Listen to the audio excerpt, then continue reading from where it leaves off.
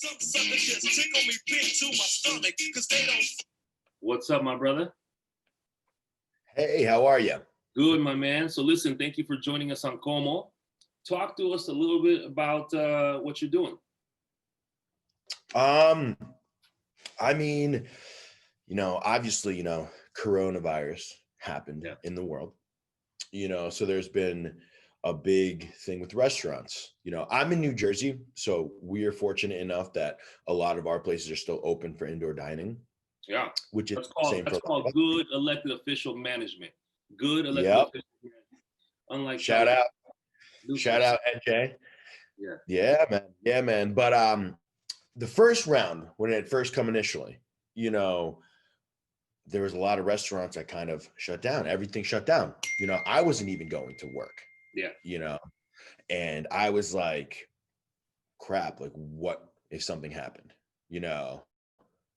Fast forward now, we didn't close down and we're good to go. But before that, you always wonder, you're like, crap, something can happen.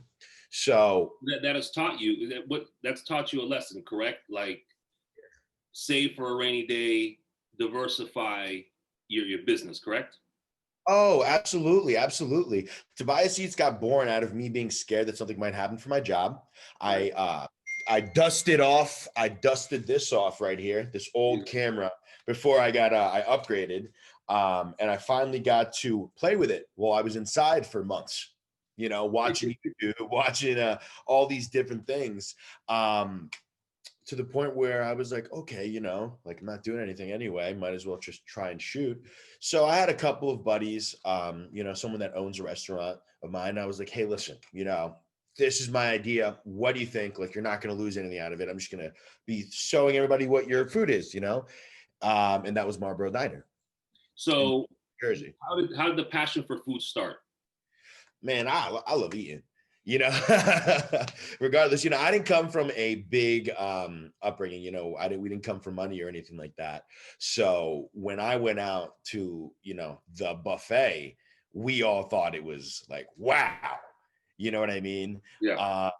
And now that I can kind of just go to different restaurants and do what I want, it's awesome because I finally get the first chance in my life to try out different places, try out different cuisines, go to different countries, try them out. Have you always been interested in the new foods and new cultures, or is it just because you love to eat? So I actually went to Johnson and Wales University. There you go. A couple of years. Not for culinary, actually. I went there for business. But the craziest thing is that, you're surrounded by so much culinary all the time, even, my roommates always chefing it up. I mean, you can't help but pick it up. Yeah. It's like being in a country and just hearing a language so many times, you already know. So I'm always used to these guys like, oh, we don't want to go to this restaurant because blah, blah, blah, blah, blah. You know what I mean? Or he specialized in being a wine connoisseur. So he would spend hours and hours and hours talking about that. And you just spend time with people. And I enjoyed it. Yeah. I liked it. I liked the creativity. For me, it was always a hobby. It wouldn't be like my life, but you get involved in it so much that you end up caring. Yeah. So what made you say what's Tobias Eats about? So Tobias Eats is really about, highlighting these small businesses that are now struggling in these times. I'm a big person of please try and call if you can get a delivery because, DoorDash and Uber Eats and all these big places, they're awesome. They're awesome. Seriously, they're great, but they take a lot of fees.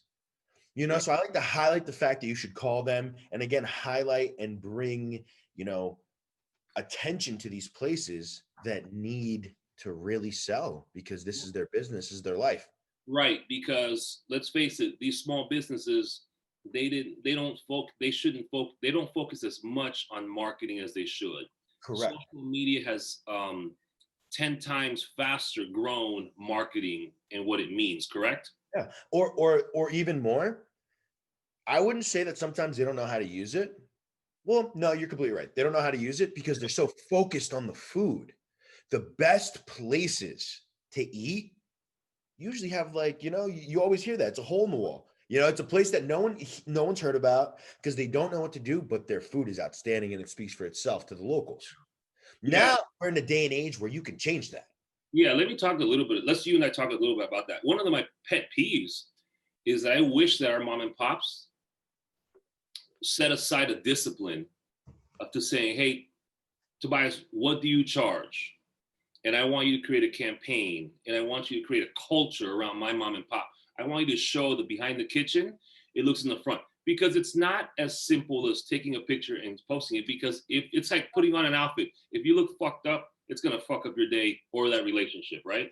I couldn't even say it better than that. You're Yeah. completely correct. And now it's so oversaturated. You know, a lot of people, I've seen a big trend in me continuing to go up because I don't just post a picture. Yeah. I tell a story. Hmm. You know, no, it's a whole video that I take a lot of time to show to people because now people care. Yeah. Yeah. Okay. So are you finding that now people care?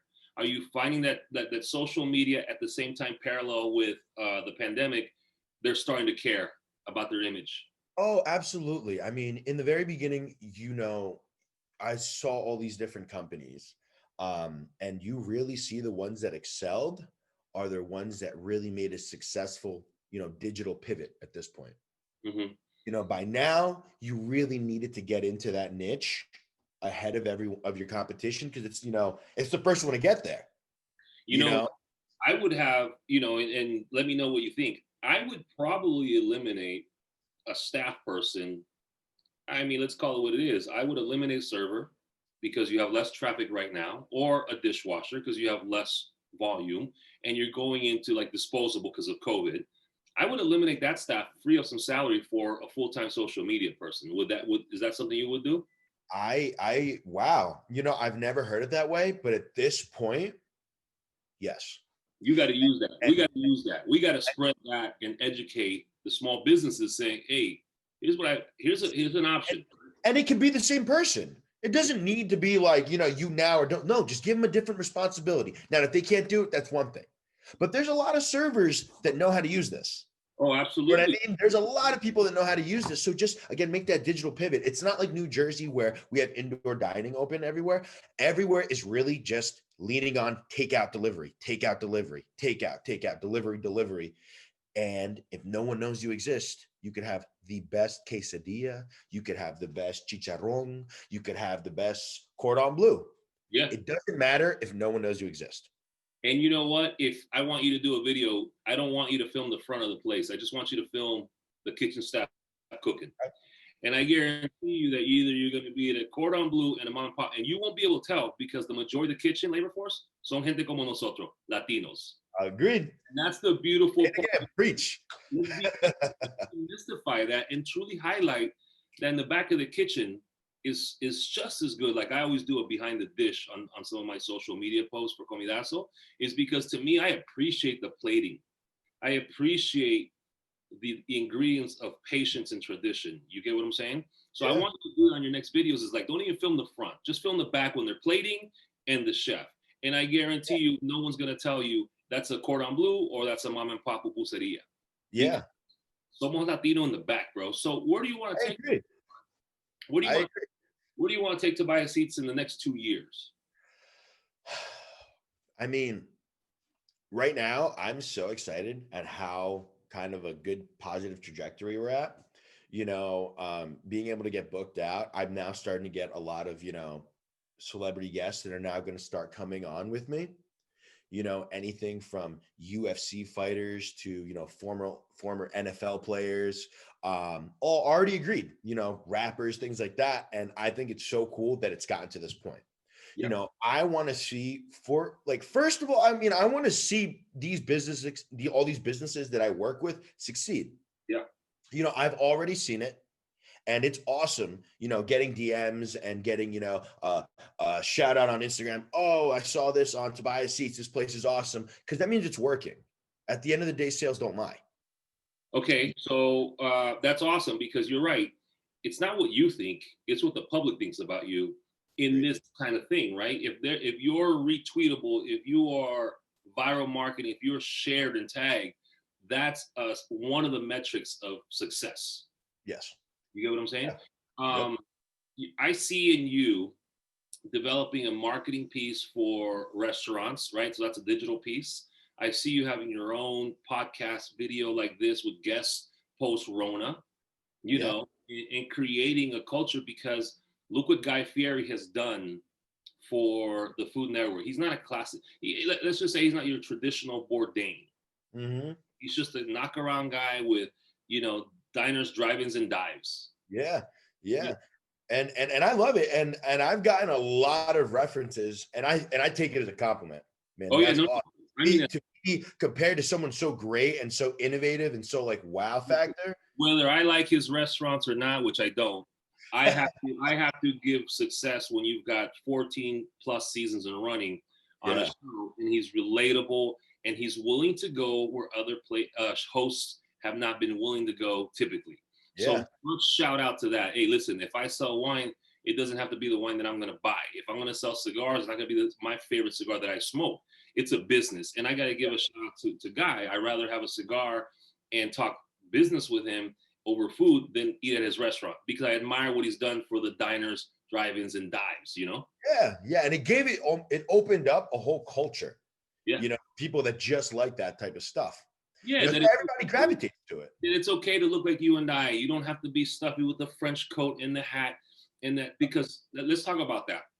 Typically before, a chef was someone who went to the Cordon Bleu, the, culinary school, and the French coats. But I think that social media and this food porn culture shifted that people now have another way of success in food. Mom and pops can make a lot of money. You're not a classically trained chef, but you have a passion for it and you work on your craft. Yep. Would you agree with that? Yeah. 180%. Yeah. I definitely agree with that.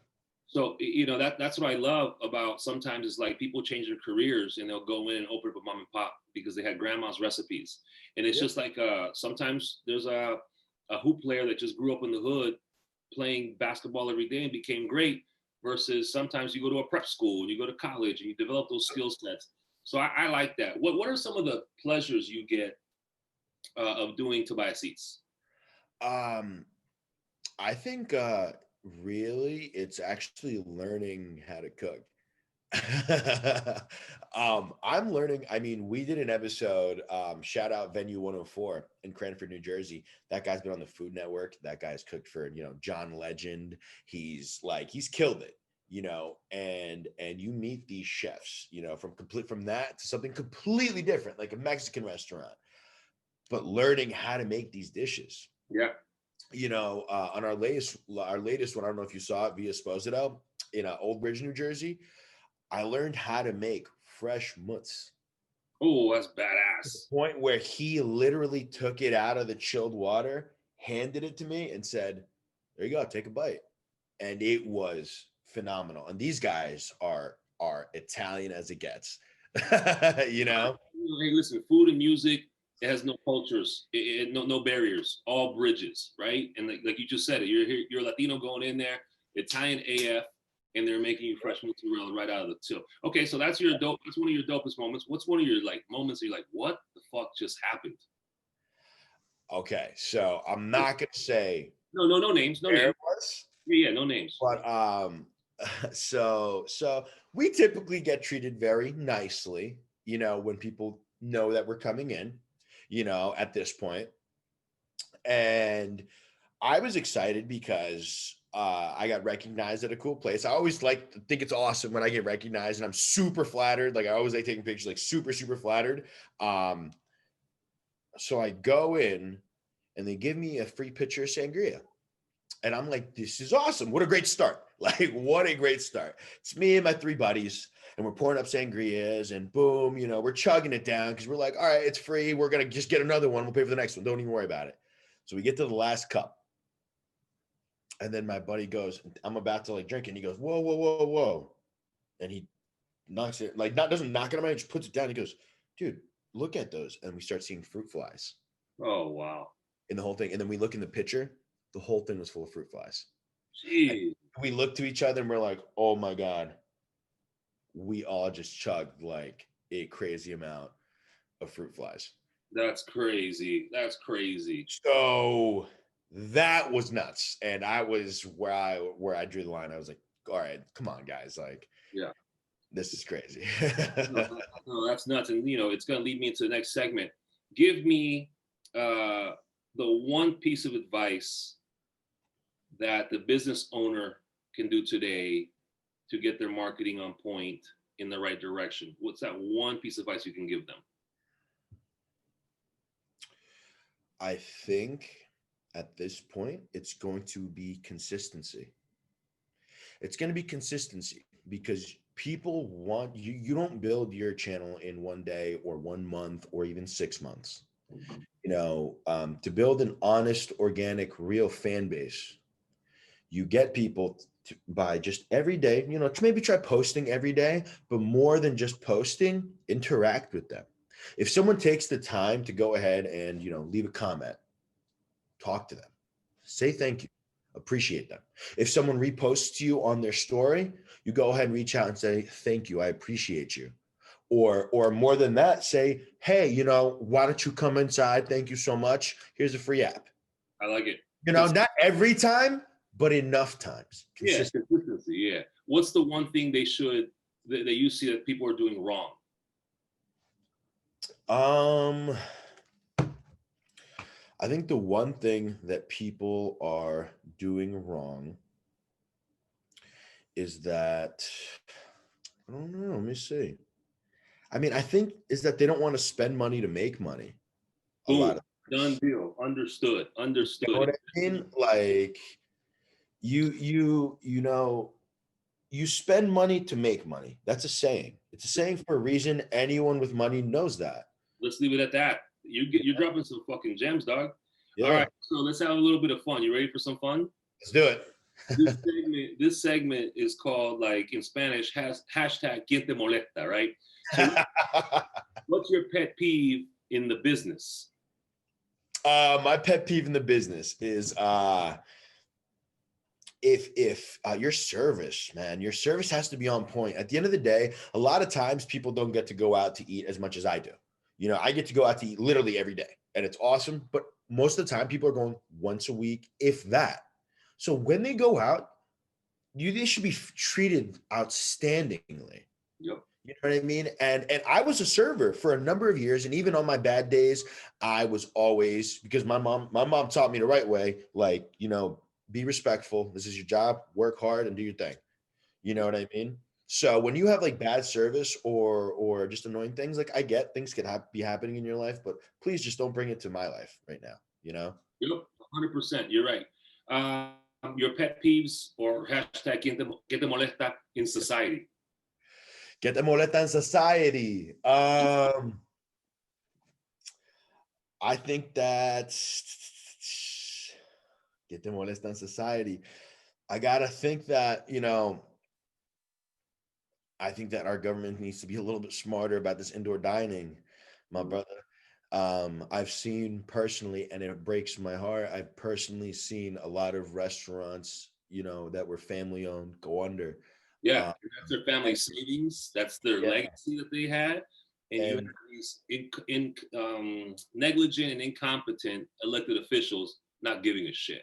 Yeah, and it's just like, why keep Walmart open, but now little Sally can't finish and do whatever she wanted to do, or yeah, no doubt. And there should be that's another thing you want to do with Tobias Eats is, like, con tiempo, get a little business coalition to provide data to the elected officials saying, hey, here are the precautionary measures we take. Here's our tracing. Here's our sanitary stuff. Please consider this, because I think a lot of it is on us too, to provide data for them to consider, because then if they say no, then we have something. Say, hey, so what are you gonna do? Are you sure though? Like, here's this is what this says. No, you're right. No, that's on us. I'm always gonna be no free handouts and create data to create a conversation. But if you can have a conversation, that means that the business community has more power than they believe when they unite and they have that local person. So that's something I'd love to help you with and work on. Yeah, we can absolutely do something like that. Absolutely, I would be so down. Yeah, it's needed, so we'll connect. All right, let's do this. Did you vote in this past election? I did. Good. I don't care where you voted, as long as you voted, because I believe the same thing. And I also believe that though, no matter what the vote is, you should respect your president. Yeah, I'm learning that. I'm trying to learn and apply that. But no, let me tell you, I want to have guests on the show that are look like us, that are business minded, that share a passion and culture, that have that ambition, and they vote because they contribute to society. Yeah.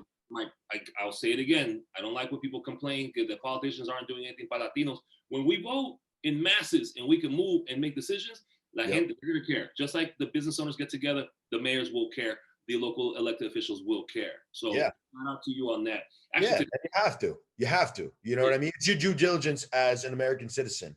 You know, at that point, I think you can't even complain if you didn't vote. 100%. Shut up. You can't say nothing. Shut up. You know what I mean? Like ooh, don't get me started down that road. No. This is why it's good, because I want people to see it. Tobias Eats is not just an ambitious kid. He also loves food. He loves highlighting small businesses, but he's also woke. Yeah, I appreciate that. I really love that we're more than just foodies. Like, we are like a woke person in society, and we got to lead by example. You know? I love that. All right, the world is ending. What is that last dish you will have? Last dish, I'm going surf and turf. There you go. Surf and turf, man. I'm all day. I'm gonna get a giant porterhouse on the left, and then we're gonna have like 2 lobster tails on the right. with nothing but just butter. Oh, drizzle it all over the top in slow motion. Give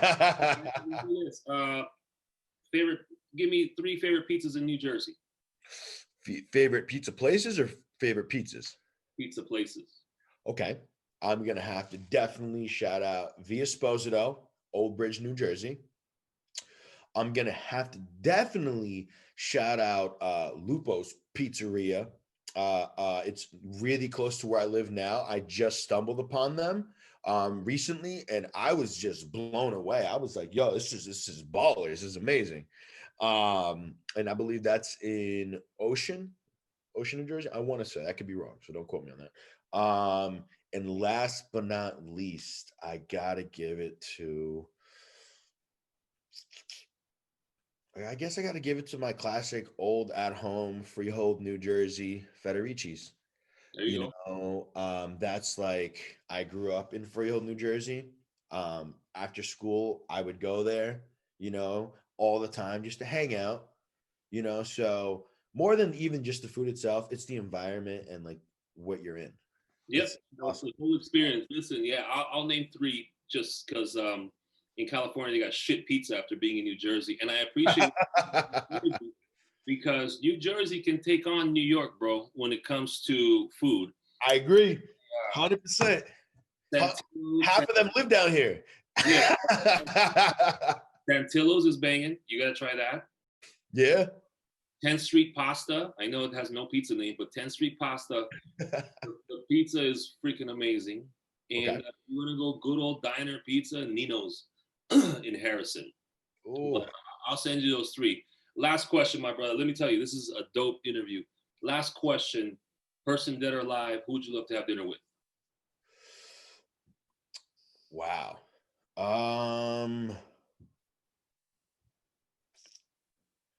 This one's hard.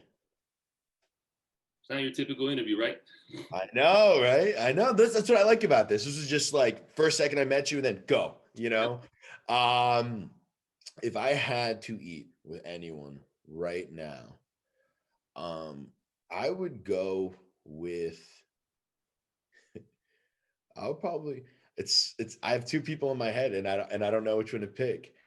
Can I tell you both? You let me know what you think. Honestly, I want to say DJ Khaled on this side, and then I want to say Drake on this side. Okay, I like that. I just think it would be a really interesting conversation that we would enjoy. No, listen, those are 2 dope people. That's one of the best parts about interviewing is behind people's minds and who they think and the guests that they've chosen. But listen, Tobias, un placer, my brother. Yes, sir. Thank you for having me. Thank you for spending time with me on the show. Thank you for letting us interview you. This will be the first of three segments I want to do with you because I want to have an update with you on when this country reopens up. I want to talk about how the business is progressing as far as, you know, your marketing, your show, and all that stuff. That's what we're here for. It's not just a one-time meet and greet. This is a relationship we're growing, my brother. Cool. And I cannot wait to talk to you some more. Oh, yeah. And meet up in person for sure. Right, brother? Absolutely. All right, bro. Be good. You're the man. You know what? I won't hesitate to diss one or two before I'm through. So